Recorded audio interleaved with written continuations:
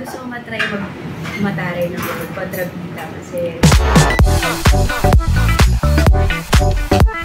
gusto ko matry mag-kontrabida po. Wow, mataray. Kasi yung role ko po sa Arabella is sobrang bait niya. Bad palaban. Pero gusto ko matry mataray ng kontrabida kasi parang ang challenging nun. But of course, gusto ko rin mag-drama. Matry mag-drama. First thing that comes to my mind, of course, my girl crush. Talaga ultimate idol ko. Ever since before pa akong pumasok ng GMA and all, si Miss Kaylin Alcantara. Sobrang, galing niya. And nakakatuwa po kasi kasama ko po siya now sa Shining Inheritance.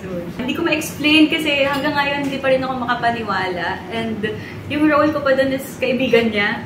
So, nakakakilig every time na nagsiscene kami. And doon pa din yung starstruck or every time na pumapasok siya sa tent. Tapos naamoy ko siya. Ang bango niya kasi, guys. Talaga, promise, ang bango talaga niya. And ayun, talagang starstruck pa rin ako. Parang gusto kong magpa-picture sa kanya every time na makikita ko siya. But sobrang bait ni Kai.